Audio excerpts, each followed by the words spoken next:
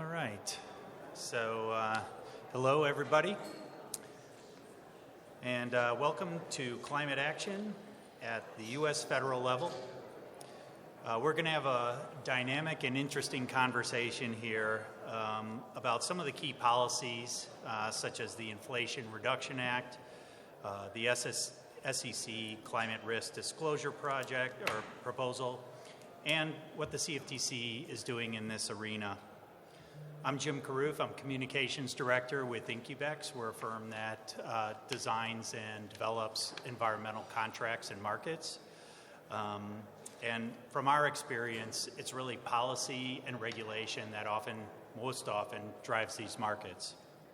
And so to help us understand what's happening at these levels, at the policy level, regulatory level, I'm very honored to have with me today Vilas.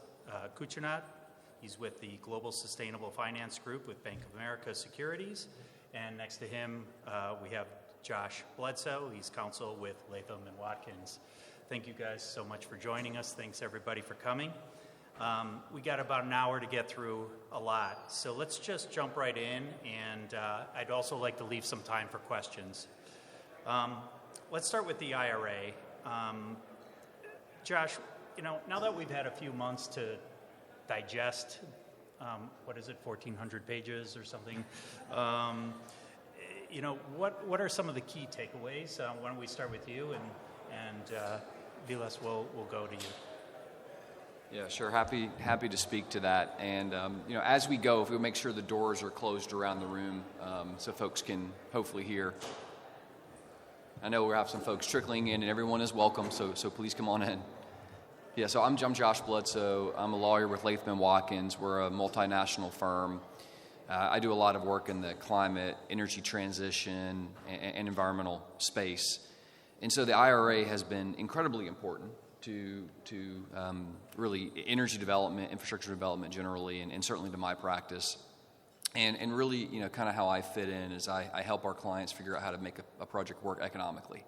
A lot of that has been on the environmental attribute side, creating these different credits, which we'll talk about in a bit. But really the base economic return for most of the large infrastructure projects we're looking at, whether those are large power projects, increasingly low-carbon fuel projects. So think about renewable diesel, hydrogen, really any type of low-carbon or alternative fuel. And then a lot of carbon capture and sequestration project development that's happening and financing. And the CCS projects kind of span different types of end uses, whether that's power, fuels, or other things like ammonia and fertilizer. And so what the IRA has done for us is it's really supercharged the level of activity that we're seeing, because now you have a bankable revenue stream. And of course, the IRA did a lot more in terms of flexibility and I think that the other panelists here can go into the history of tax equity a bit, but it's really allowed projects to monetize and use those tax credits in a much more, easy fashion. Before, you would need to go through a lot of hoops, and some of the hoops were on fire, and you had to jump over the pit of vipers and the whole thing to try to get your tax equity financing done. But now it's certainly quite a bit easier. Not to say that it's a walk in the park. There's still a lot of papering of the transaction to do. But what we've really seen is the IRA is just, it's really driving so much activity. And activity, obviously, a lot of the things are just anecdotal that I see come across my desk, but I can tell you that there's a lot of project development occurring, large, capital-intensive energy infrastructure development, and then a lot of actually capital chasing somewhere to play in the energy transition space. And the very first question they always ask is, well, how do we access these tax credits? Great. Thanks for setting the table. Vilas, why don't you pick up on that? Sure. Thanks, Jim. And Vilas Kuchnad, and I lead the innovation part of our sustainable finance business. So we work across all of our different business lines to think about how to mobilize and deploy capital into sustainable projects, companies. So bring a slightly different view than Josh, but very similar, I think, focus. And when we think about, kind of what the IRA specifically has done, it's first and foremost, I think, what Josh mentioned about bankability, right? It has made projects that previously, either from a supply side or demand side, weren't economic into something that is today, right? And so that has changed the discussion, right? I think just to give a couple examples of that, we had people attend the hydrogen conference in Rotterdam last year. And, you had basically all attention on Europe. You had very few people, even from the U.S., from a project development side, from a banking side, from a regulatory side, anything. The IRA passed in August, and pretty much everything has pivoted towards the U.S., right? A $3 PTC or up to a $3 PTC production tax credit for hydrogen makes, everything much more interesting in the U.S. than anywhere else in the world. And I think that's what you're seeing as, the summation of the effect of the Inflation Reduction Act, which is all of a sudden all of these technologies that people have been trying to figure out how to make work, how to scale it, how to do beyond a pilot project, which, the pilot project was never meant to be, kind of economic in the way that, commercialization is. And now people are saying, okay, great, we can commercialize these technologies because we have the support here. And I think that's really important because, really, there's been a lot of focus on demand, right? You see pledges being made by companies to say, we will use low carbon fuels, or we will, support low carbon, energy production. But at the end of the day, it always has had that asterisk, which was at a price that makes sense, right? And which in and of itself makes sense because they have a duty to, their stakeholders to do things that make economic sense. And so I think first and foremost, the Inflation Reduction Act has brought, that economic sense into being here in the U.S. Okay, thanks. So, ultimately, this is playing into what everybody knows as the, a massive energy shift globally, obviously here in the U.S. as well. So that plays across many sectors, and I'm just curious from your vantage points, like what sectors are you really seeing the greatest impact? Where are you seeing uptake? Josh, you picked up on it from the get-go, but maybe we can kind of dive into some of these, energy sectors that you're really starting to kind of see some momentum. Yeah, sure. Happy to do that. I think I'm seeing the most activity in terms of sectors in the low carbon and alternative fuel sector, and to a lesser degree the power sector. I really think low carbon fuels is the hottest sector because it can use both some of the clean fuel production tax credit, and also the CCS tax credit, although there is some sort of trade-off there in terms of which one you pick. So I really think it's about fuels, and what we're seeing, whether that's sustainable aviation fuel or renewable natural gas used on its own or as a feedstock for something else, hydrogen directly as a fuel or as a feedstock for something else. And what's most interesting to me are a lot of the traditional, let's say, oil and gas companies. They already were thinking about the energy transition, thinking about a pivot, investing in certain low carbon technologies. But when you have the IRA passed and you have the availability of these tax credits, the level of activity is just jumped 10 to 20, even 100-fold in some instances. And so, everyone in our client base, in the traditional energy sector is very, very interested in the IRA, and they're looking at how it can affect their projects, affect their investments, affect their joint ventures, which, by the way, that's most of how these projects are going right now, is really on the joint venture side. No one company really wants to go on its own in the emerging, let's say, hydrogen economy. So instead, you'll see large entities partner up via JV arrangements, joint venture arrangements. And then, of course, a lot of the question is, well, what do we do with the tax credits? And who gets the tax credits? How do we share the tax credits? And so that's a lot of what we're seeing now. Sounds great. Vilas, what are you seeing? Similar, right? I have to agree with Josh on the low carbon fuels. We've seen a lot of activity. We've advised some companies on selling to majors or majors on acquiring development platforms or development companies in RNG, in RD. We're working with companies who now are thinking about hydrogen, I always laugh at all the different colors of hydrogen, but at the end of the day, they're lower carbon hydrogen, right? Instead of traditionally how steam methane reforming or others that, today are in practice. The other area, and I think that is really interesting, and it's on the power side, but it's around 45X, which is the advanced manufacturing tax credit, right? And, a large focus of the Inflation Reduction Act was about, energy security, but also supply chain security, right? And so bringing the manufacturing that supports these industries, whether it's wind and solar, whether it's electrification of transportation, bringing those supply chains to the U.S., or at least, kind of away from where they kind of traditionally have sat today.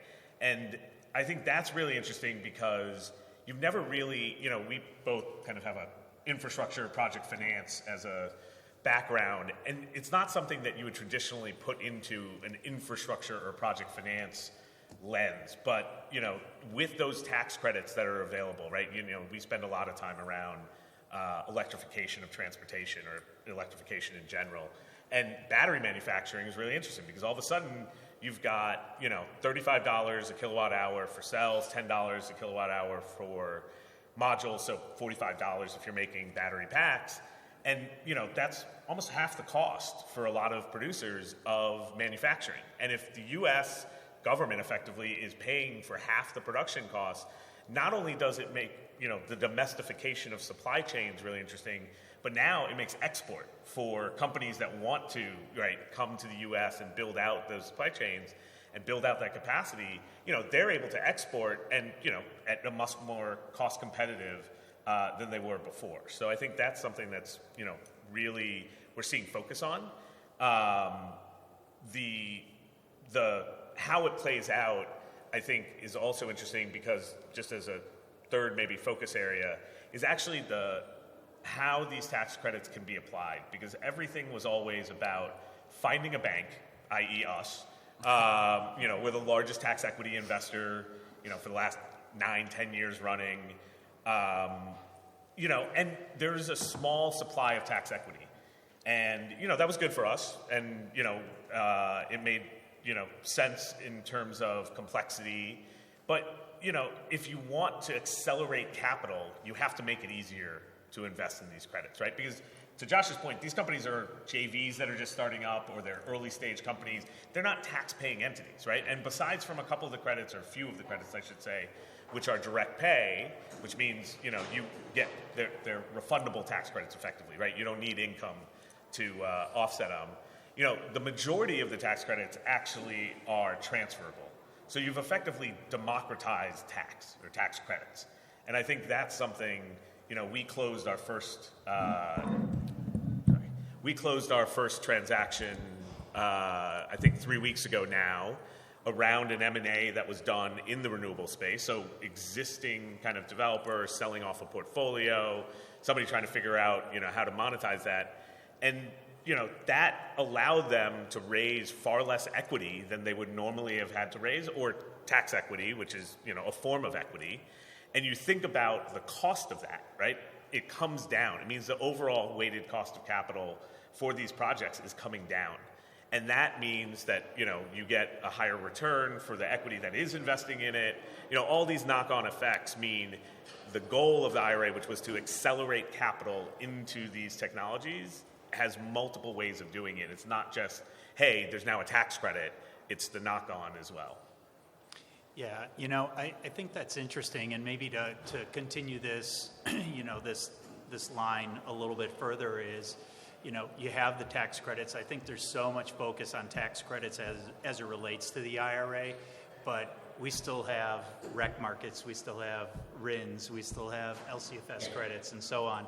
And so I'm just curious, because this is kind of one of the core competencies of this conference, which is, looking at these more traditional environmental credits, just kind of how those factor in and how are those getting priced into these deals.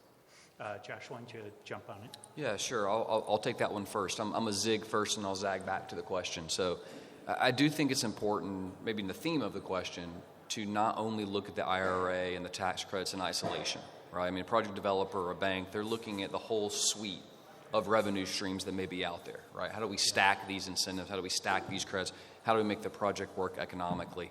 And, I think one thing we haven't talked about, but, everyone is viewing, I think at the same time as they view the tax credits would be the, infrastructure bill, right? So, of course, you have a lot of money flowing out eventually, the Department of Energy, and in collaboration with other federal agencies. And a lot of what's being targeted through those funding opportunity announcements that are coming out of DOE and what the awards eventually will as they come out of DOE, a lot of them are focused on the same sectors, right? So you can imagine, a giant hydrogen production facility that's getting, the PTC or ITC for the renewables, for the green power they're going to fuel the electrolyzers plus the water supply. And then you can imagine there's some sort of DOE, grant funding that's going to a hub, and this project is participating in this hydrogen hub, right? $8 billion that have, been allocated for the hubs, and we'll see who wins, geographically and technology-wise. So really, all of those things have to be viewed at together when we think about whether a project works. And so, to your point about the environmental credits, incredibly important. So sort of, the basics of this, the 101, but everyone in this room knows this, but you can get the tax credit and you can get a carbon credit, right? They're stackable. They reflect different things. Now, it gets really interesting. We can go way down in the weeds and get nerdy if you want to on, well, can you stack carbon credits? And what type of carbon credits can you stack? And how does that work? And what claims can you make in your ESG reporting? So a lot of that is fluid and to be determined, I think, and a lot will depend on each individual project and each individual company and how they report their emissions and things like that. But at the base level, you get your tax credit, you also get your environmental credit. And that's a lot of what I do and what we do in my group is we help people figure out, well, what credits are available, how do we generate them, how do we monetize them, who's our offtake to buy these credits over the next 5, 10, 15, 20 years. And so I think that what's so exciting about the tax credits is when you do stack these incentives, a lot of technologies, a lot of projects start to look economic, right? And as the cost of capital comes down, as the technology cost comes down, as it matures, you can envision just widespread deployment of these projects moving forward. Yeah, thanks. Vilas? And I'm going to throw a question back Josh's way. But I would say it's similar, right? It's about revenue sources at the end of the day. It's about, how these projects are able to support the costs and the ongoing operations, upfront costs and ongoing operations. I think because they reflect different things, a tax credit and an environmental attribute, there's also different people that are interested in buying those or supporting because of them, right? And so it brings different types of capital to a project because of what the tax credit represents versus maybe what an environmental attribute represents. The one thing I think is still challenging, the tax credit, what that dollar amount is, right? Now, there could be some debate over what discount do I buy it at, or what, as a tax equity investor, what type of IRR am I targeting? But, at the end of the day, the value. I think the environmental attribute, that fluctuates, and it fluctuates for a variety of reasons, right? Supply mostly, but demand, obviously, kind of normal economic reasons, it fluctuates. I'd be curious to hear from you, Josh. Are you finding that there are more investors or less investors that are willing to take that price risk? Because that's always been the challenge, right? I can speak from my seat.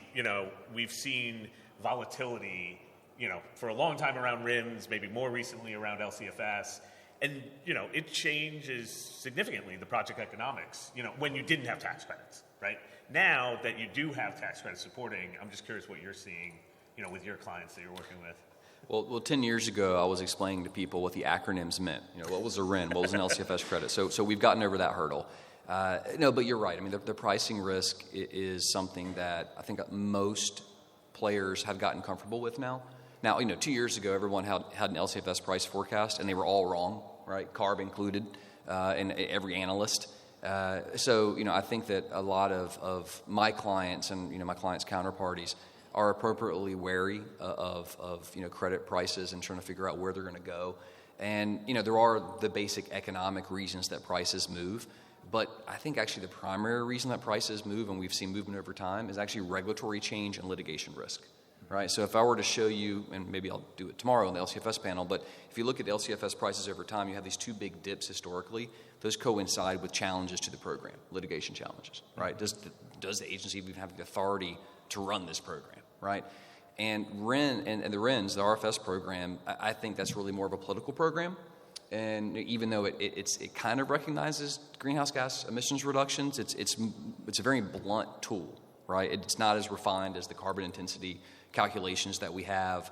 under the LCFS, and which, actually I think the IRA borrowed, right, when you start thinking about the carbon intensity scores and the clean hydrogen performance, standard and things like that, the chips that are kind of built into what the federal government's doing on hydrogen now with its hydrogen policy. And so I think the markets have gotten more comfortable understanding regulatory risk. I think they're more comfortable now that these programs have a track record. They see the political will, certainly in California, to extend and strengthen the program over time. Now, that doesn't apply equally to all fuels, right? Because one thing that, CARB has done is they're starting to pick winners and losers a bit more in terms of alternative fuels, which I don't think is helpful, especially if you're on the loser side of that selection, in terms of getting capital for your project. But I do think it's gotten better. It's a lot better today, and actually we are seeing capital being deployed that are relying on the revenue, long-term revenue from selling RINs and from selling LCFS credits. The interesting thing is on the very back end of that, we're starting to see some hedging opportunities. So, we've done a couple deals where, folks were able to get, a strike price on LCFS. And the one we did 2 years ago is looking great right now, right? Because the strike price was pretty high and compared to where prices are today. And so that's another innovation that we've seen, and that's, again, pretty recent in the life cycle of these things, to be able to, basically push that risk off to a commodity trading firm, right? And that helps, again, obviously make the project pencil economically if you can take away that price risk to some degree. Yeah, I'm so glad that you said that because, from our perspective at Incubex, one of the markets that we engage in is in rec futures, and having rec futures not only at the compliance level but at the voluntary level, we call them Texas recs, and companies want to engage in that and lock in a price and hedge that price uncertainty. I know that there's PPAs that get built into these projects, and so you have some price certainty there. But for a lot of corporations, they are looking at that. They're looking at a way to kind of hedge that long-term risk. And so, at least from our perspective, it kind of really dovetails nicely with what you just said. And maybe it's a nice segue, to another question about what we're seeing in the IRA, and that is, we're seeing we're seeing policy certainty, and I just wanted to kind of get your take, Vilas. When you see certainty, kind of established at the policy level, like what effect or what ripple-on effect you're seeing that have, at least in the space that you're in. Yeah, I mean, it's a great point because, we can take a lot of risks as a financer or capital provider, but regulatory risk is always the one that, like Jeff tell you, like, it is documented as a way out for a lot of, kind of funders, because that's something that, capital providers, just don't know how to measure. And I think, obviously here we're talking about incentives, so it's a little bit different than maybe regulation, but no, it's dynamically changed how we think about the viability of projects, and even on the established projects, right? We're talking a lot about things that are new that have not yet scaled, but like you think about wind and solar, yes, it was getting renewed at the last minute every time people thought it was ending, and but from a debt provider standpoint or a tax equity, provider standpoint, you don't invest basically assuming that, they will get renewed. You invest based off what not what you kind of hope. And so this has brought, like the certainty around it, the time frames, has brought a lot of help. I think, some of the things I'll say, regulation still needs to be written, right? We definitely have been very gung-ho. I mentioned we did a transferability transaction already. Those regulations haven't been written. We did it in a manner that we feel we protected ourselves, but we are still waiting. But knowing that once the regs are written that need to be written, you've got anywhere from 5-ish to 12 years. Certainty makes a big difference on kind of how the quantum of capital to support these projects. Yeah. I'm pretty sure that it was an annual panel for NACW as to whether the tax credit would be extended. So, yeah. So, I'd like to kind of transition a little bit onto the regulatory side. And did you want to jump in right away? So I don't know where you want questions. Yeah, let's just do that. Go for it. Possibility that 2024 government in the US looks a smidge different. So you're just talking about certainty. Now you can take that to the bank and everything's ticking boo. How are people that you're working with dealing with this idea that certainty might vaporize in 2 years? The question is, how are people dealing with the political uncertainty that in a couple of years this might be kind of unwound? Is that correct? Yeah, okay. You want to go first? No, please go ahead. Oh, wow. So I will say this with the disclaimer that I'm not a public policy person or, that is not my expertise. I will say that we've had this exact question, right? We've had this question to our public policy colleagues, to our legal peers and representatives.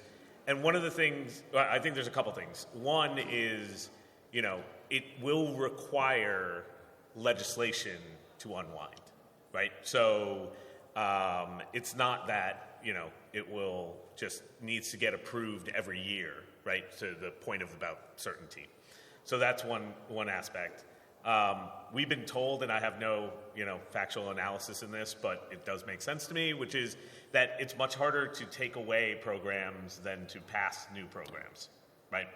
And then finally, again, not to be political, one of the things that I think, analysis has been done, and I've seen third-party analysis, is if you look at where the money is actually flowing, meaning where these projects are, where they are creating jobs, where they're creating economic activity, they tend to flow to areas where if you were, kind of an outsider looking at it, say, well, this is the area that might be against this or didn't vote for the Inflation Reduction Act.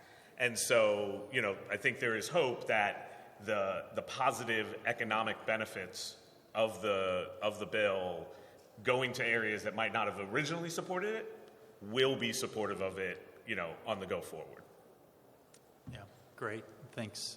We got to hear Josh. He doesn't get away with not answering that. So, really good question. And we get those questions as well. And I do think that the most important thing that we look at from a federal administration is the durability of the actions, right? Executive orders, not durable, right? Next administration comes in, they can flip that, day one. Regulations, somewhat durable actually, but it's just a pain in the butt to promulgate a regulation, right? You have litigation risk on the back end, takes a lot of time, a lot of staff resources. And so if you have a complicated regulation, it could actually take quite a bit of time to unwind. But legislation, of course, is the gold standard. And if you, let's say, have a flip in the presidential administration, even a flip in one of the houses of Congress, that's not typically enough to get it done, right? You still got to be able to push through the bill and get it signed. And so I think that something like the IRA, because it is legislatively driven and legislatively mandated, it's going to be a bit more durable than some of the other programs. But we get this question on all of the incentive programs, whether it's cap and trade, LCFS, RINs, the emerging programs in other states and jurisdictions. And I think you also need to look at sort of beyond the very simple political analysis, and I think you were kind of getting at that a little bit of, well, where's are you deploying the capital in blue states or purple states or red states? And I think that matters because the RFS program is a great example. There's this political détente, right, where you have Republicans who hate it and Republicans that love it, and Democrats who hate it and Democrats that love the RFS program. And it's not really a political thing. It's more of what's it going to do for my state, right? So my oil state, I'm at an ag state, and it's not really about the policy and how good of a policy it is in terms of reducing emissions or energy security. It's a lot of it's just bringing home the bacon. And so I think that's how we tend to view these different programs as we try to handicap, what's going to happen in the future. None of us have a crystal ball, but we do our best. And of course, the capital providers will say, well, great, thank you for your views, but what can we rely on, today? Mm-hmm. Yeah, thanks very much for that. So I'd like to transition just a little bit here real quickly, and we're certainly open to more questions, but, on the regulatory side, we've seen the SEC make some moves here. Gary Gensler, chairman of the SEC, has kind of pushed the climate disclosure, climate risk disclosure proposal. That's triggered a lot of debate. Josh, why don't you give us like a brief outline of what we've seen in that proposal, and then maybe the three of us can talk a little bit about kind of what impact it might be having on this space. So that is a very long proposal and hard to give a snapshot of it, but essentially what the SEC has proposed is a vast new reporting obligation for public companies. And at this conference and in a lot of the trade press, the focus has been on Scope 3 emissions. How in the heck are we going to disclose or even calculate our Scope 3 emissions? Well, the rule would do a lot more than that. And we should say, of course, as the proposed rule has not been finalized, we'll see what it looks like when the final version comes out. Voluminous comments were submitted. A lot of political posturing happening on both sides. It was only 15,000 comments. It's going to take no time for the IRS to get through all those, no problem, right? And the SEC to get through those. So I think the SEC staff, obviously they don't have a huge staff to deal with this, so it just literally just reading them and responding to them is going to be a difficult task, right? So I think we're still a ways off from getting a final rule. But I do think that, to zooming way back out, what the SEC rule is trying to do, and it's interesting, is sort of, how do you do U.S. carbon policy? Well, we tried the command and control approach, did not work, did not get pushed through. Folks love carbon taxes, folks love, market mechanisms. It has not worked, right? Waxman-Markey came close, but it's about as close as we've gotten. Maybe we'll get actually a carbon border adjustment, sort of a tariff, which would be really interesting as a sort of a first national, sort of carbon policy, if you will. But I think what the SEC rule is trying to do, and the CFTC to a lesser degree, when we get there later in the panel, is just trying to control the flow of capital a bit, right? Let's force companies to lay their cards on the table, show what their risks are in terms of a changing climate. That's both acute physical risks. So wait a second, I have a fuel distribution facility on the Gulf Coast. Is it going to get wiped out by the next hurricane? Right? We have sea level rise over here, and I have my REIT, or whatever it is, has all of these condos in South Florida. What happens there for sea level rise? So it's those risks, but it's also risks to the supply chain, and that gets really complicated. It's risks to your customer base. What if your customer base, discovers that you have this really bad climate impact? Will they stop buying your product, right? So it's a vast new disclosure obligation being placed on companies. And when you're, and I'm not an SEC lawyer. We have a lot of those folks at the firm, and this is what they do all day, every day, is help deal with SEC compliance issues. But I think companies see risk everywhere, right? If they report something under the new rule, it's different than what they reported before. They have an inconsistency. Oh, we have risk now. They report something under the new rule, and it later turns out they didn't get it quite right. What's their exposure there, right? And then, of course, there's the messaging and the narrative as well, right? You have to build that into your reporting to hopefully make sure that you keep your market share or grow your market share, or protect your investments, protect your business. And so it's just a lot more work. It's a lot more, staff hours to do all of that. We can get into some of the intricacies there about, what has to be reported, why has to be reported, what's material, what's not material. But I really think the big takeaway, perhaps, in the context of this panel in terms of climate action at the federal level is, in the absence of more robust and traditional command and control regulations to drive down emissions, I think the SEC action is a way to, from the Biden administration's perspective, steer capital to the right places and steer it away from the wrong places. Interesting. All right, Vilas, what's your take on what's going on here?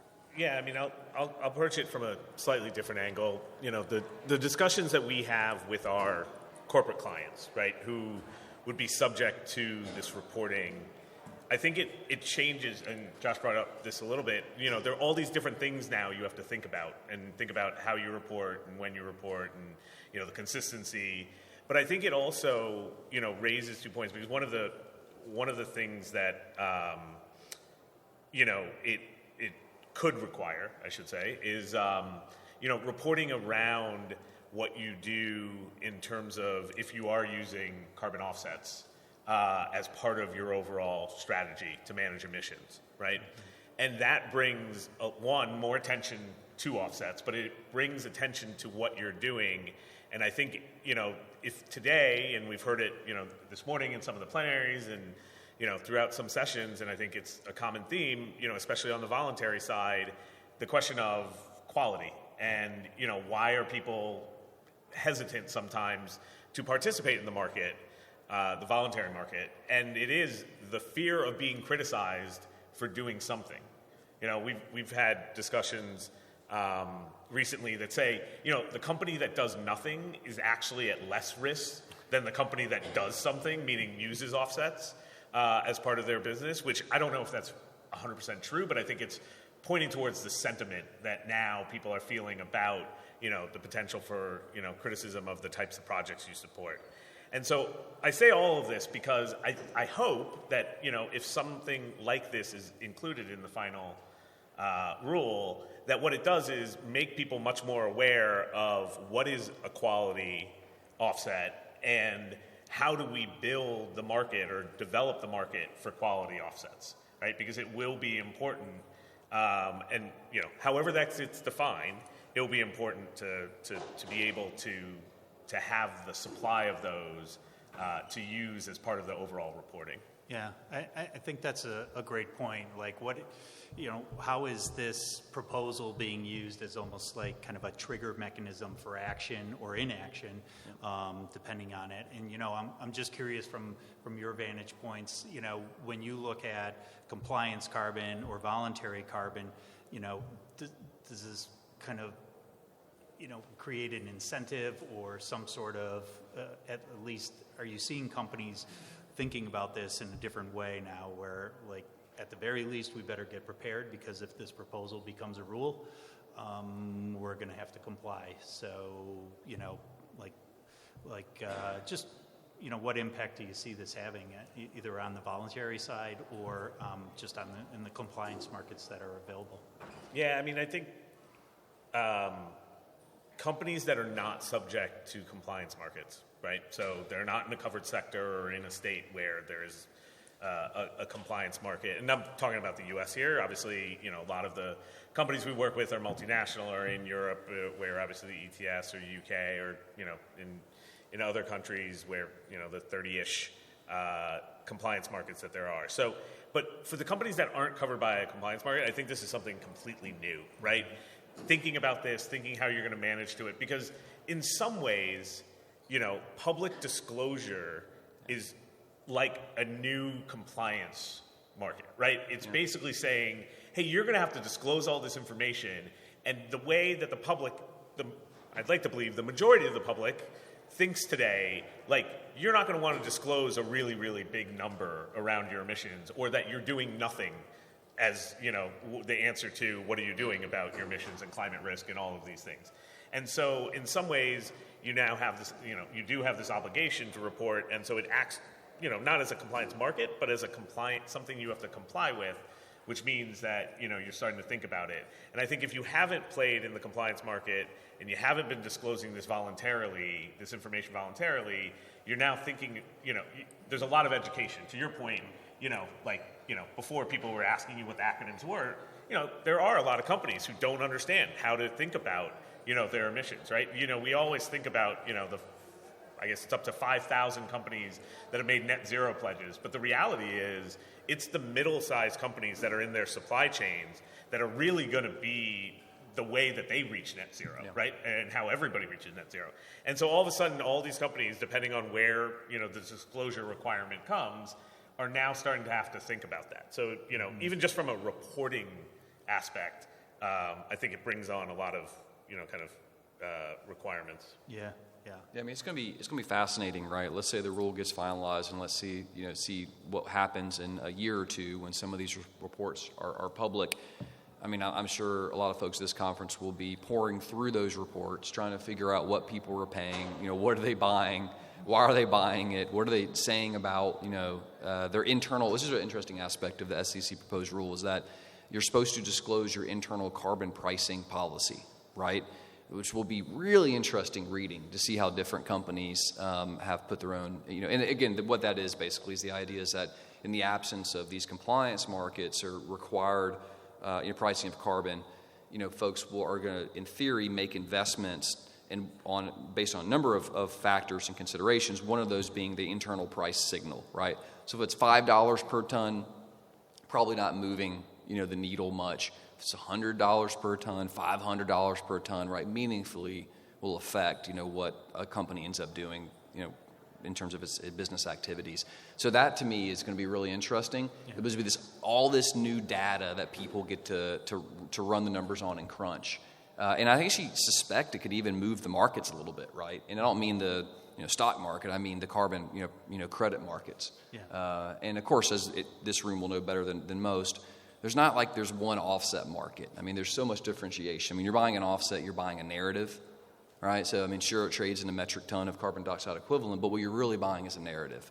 And so I had a conversation this morning with one of my clients, and we were trying to peg, well, what is the right price for this reduction of 1 metric ton?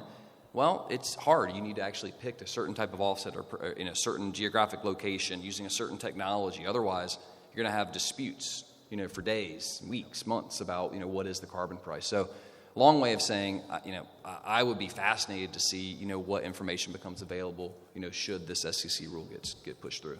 Sounds great. Just can I add one more thing?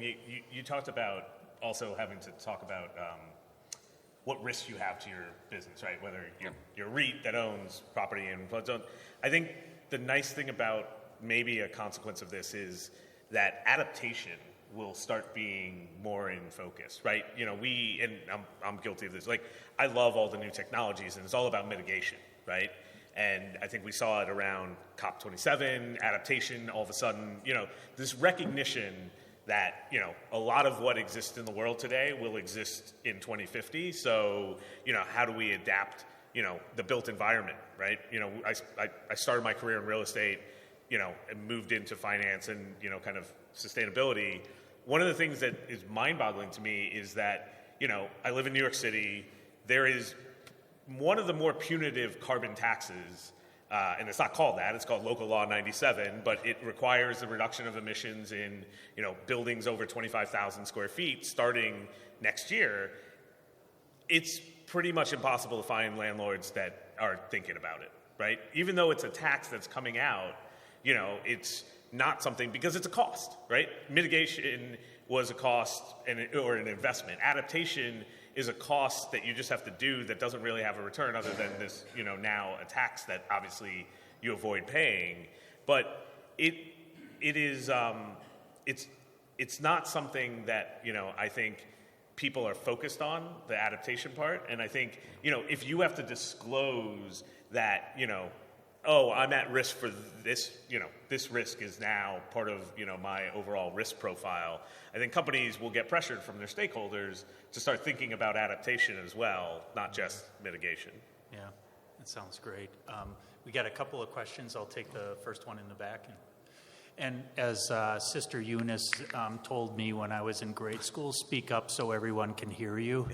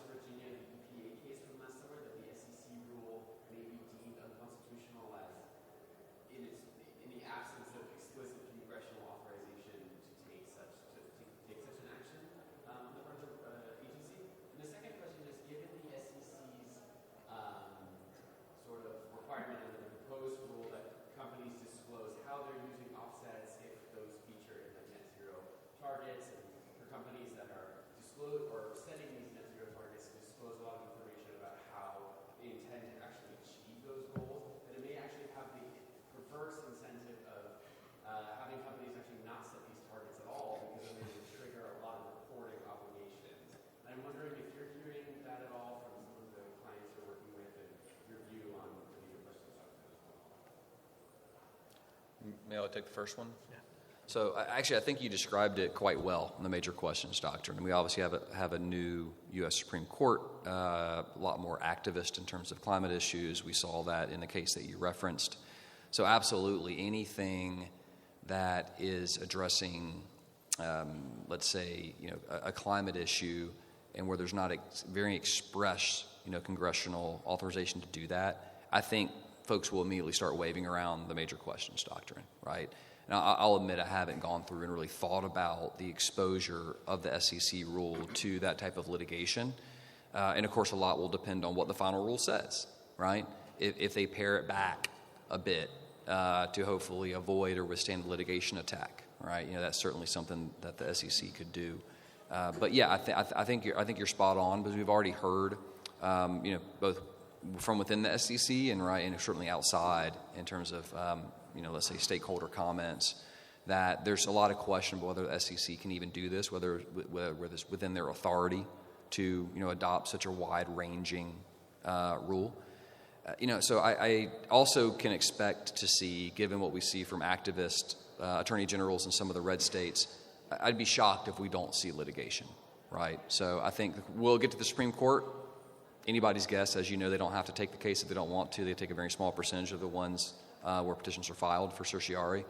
So, but a really good point. I mean, it's another hurdle that the SEC rule will have to clear, in addition to getting through all the comments, responding to them, adopting a final rule. There is this litigation cloud that's going to be hanging over the rule for sure. Yeah, great. Please Well, go we ahead. had a second question. I'm there sorry. was a second part. Apologies, sorry. Listen, yeah, I think the cynic in all of us says that, if having a net zero target brings more regulation or more, operational burden, then why do it? I think the good part, at least, and I think I referenced it before, is you have almost 5,000 companies that have made a net zero target or announced a net zero target. You have countries that have announced net zero targets, and, of those 5,000, I said it before, right? The supply chain of those 5,000 companies is, hundreds of thousands of companies who effectively have made the pledge themselves now, right? Because they will fall out of the supply chain. Now, would a punitive, from an operational standpoint, regulation change how some companies look at it? I see that as possible. But again, if you just take what's been done without regulation, right, and what, kind of stakeholders have demanded without regulation, I have, this is not me with any policy hat on or litigation hat or anything else. This is just me having kind of faith in, kind of the goal of a lot of boards of companies to not, kind of take a decision that would be against something they've already done. Great. Yeah, go ahead and jump in. Yes. Can you speak a little bit to the perceived durability of regulatory action in an environment? I've asked this kind of in light of, I think there were a lot of people who thought there was a lot of durability in CAFE or RFS regulatory action prior to the previous administration that maybe have a different opinion today. And, as far as your comments on money flow, especially as it relates to this SEC action, money flow as it relates to something like IRA versus the, potential detrimental impact on business or, the disclosures, right? What's the durability of something like this across administrations? So of what in particular? Durability of the SEC rule? Just generally speaking, the durability of these types of regulatory action, you have a different perception than you used to in the face of this history. I mean, it's a great question. So I do think that because it's a rule, right, it's less durable than statute, of course. I wonder, and so you see the wheels turning here probably. What I'm thinking is if the rule were to get adopted and if you had companies that actually reported before there was a changeover administration or before maybe a new administration could roll it back, then the cat's almost already out of the bag, right? And so there may be something of, you can no longer stop the train once it starts, right? Once climate risks and climate mitigation, adaptation planning is out there, well then, how do companies justify, not doing it, right? Can the SEC adopt a rule that says they're prohibited from disclosing that stuff? Doubtful, right? So I think if a critical mass of this reporting occurs, then I don't know if it's reversible. Now, of course, you could pare back the rule. You could you could just rescind the rule, but I'm wondering if the market may have already moved on by that point. Yeah, that's a great question. So, yeah, please. Quick one, you were referring to CBAM. Maybe we'll see a CBAM, right? Carbon adjustment tax. I'm sorry, I can't quite hear you. You were referring to CBAM, right? Maybe we'll see a CBAM. The carbon border adjustment mechanism. Can U.S. have a CBAM sort of rule without having a federal carbon regulation? So, I think. do you want to repeat the question? Sure, real please quick? go ahead. Yeah. So, can the U.S. have a carbon border adjustment mechanism without? I'm sorry, I didn't catch that. Carbon regulation. Oh, without more overarching carbon regulation. I think they could. I think the interesting question is whether it would be recognized by, let's say, for example, the EU, right? And so I think it's sort of a tariff war, which we've seen before over the years in various different types of commodities and different products. But yeah, I think certainly the U.S. could do it. I don't see a legal bar to doing it. I think it's more about the acceptance globally of something like that, right? I think the way the EU, and you probably know more about this than I do, but I think the way the EU did it was, if you have a certain level of stringency of a carbon regulatory policy in your country, then you're not subject to. And so I'm not quite sure, how that would work with the U.S. just sets, the carbon border adjustment, tariff without, also requiring its own, internal, carbon pricing. Great question, though. I mean, we should talk more about that. That's a good one. That's great. I'm going to quickly turn to the oftentimes the red-headed stepchild of regulators, which is the CFTC. They always feel a little put out because the SEC gets all the press and they don't. The CFTC chair, Russ Benham, has pushed the market to take a look at climate risk as well from a futures regulatory perspective. And he also created the climate risk unit in March of 2021. I don't think this is going to be a long part of our conversation, but I'm just curious, from your perspective, Josh, if have we seen much out of the futures side, out of the commodities regulation side on carbon? Well, yeah, so just to level set first, the CFTC views, voluntary carbon offsets, as within their jurisdiction, right? So that they made that determination. And given, the way we see, these instruments, trade in the market, I think that's a fair assessment, right? We see all different flavors of futures and derivatives and all sorts of things. So, I certainly think they have the authority. But as you just laid out, Jim, they haven't done a lot, though, right? Mm-hmm. It's, hey, we have this new task force. Hey, we have a request for information that we've put out. But we haven't seen much in terms of actual regulation yet. I view this as kind of a shot across the bow to let people know that the CFTC, may be doing something. They do have enforcement authority. And so I'm actually curious to see, how quickly they move. It's been really slow going so far. Yeah. And I think they're really trying to get their arms around the voluntary carbon offset market.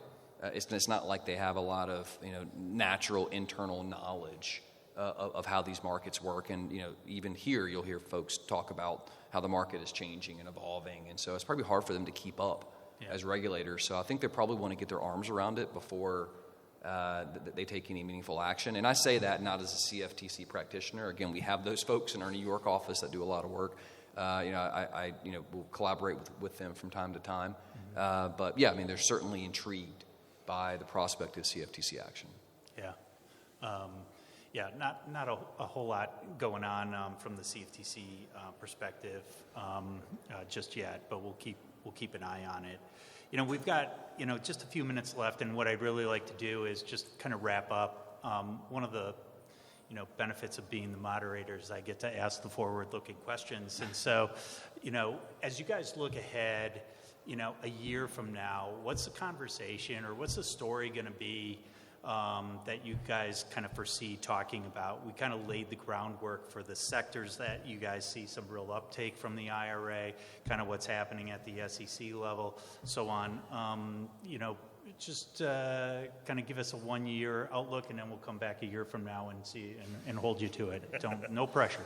I'm gonna take a roundabout way of answering your question, which is just something that I think we haven't focused on today, which I think will have a lot of focus, which is we've talked a lot about kind of institutional investors. We've talked about the incentives for large project developers. We've talked about regulation for corporates. We've talked about federal level, carbon adjustment. The Inflation Reduction Act includes a lot of incentives for consumers, right? And, it continues to have incentives around, the things that were there before, which was resi solar. But, there's incentives around the electrification of homes as well and, kind of the consumer environment, right? So, continued incentives around electric vehicles. There's electrification of heat pumps, doing energy efficiency upgrades in your homes. And, we think a lot about the sustainability about energy transition, right? That's, the main kind of focus. But, when consumers think about it, where is, kind of their largest asset a lot of times? It's their homes. And, you think about, decarbonizing your home to lower energy usage. I think that's going to be something that as all of the regulations get written and, consumers start getting educated at where there are incentives that are available, you will have companies who figure out, how does this change my business? And I think one of the greatest areas of investment, and we've seen it with some of the VC and private equity, is they're investing in heat pump manufacturers, right? Everybody talks about electrolysis manufacturing, right?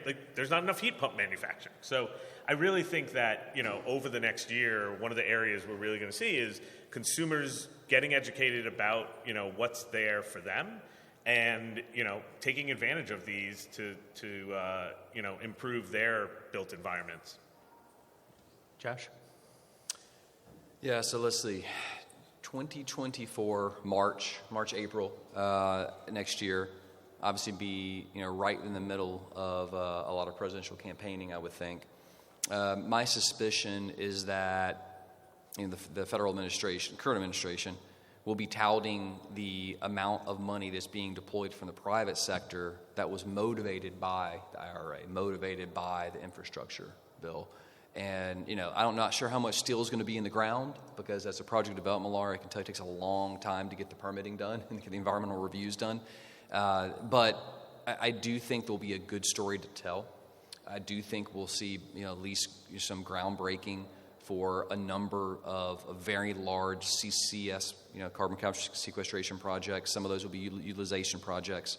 Certainly hydrogen production. We'll see a lot of really interesting innovative low-carbon fuel projects. So I think it's going to be sort of hopefully, I think from the Biden administration perspective, a victory lap that they'll be trying to take right now, claiming that their approach really worked, and we're now seeing all this money flow into decarbonization of the U.S. economy.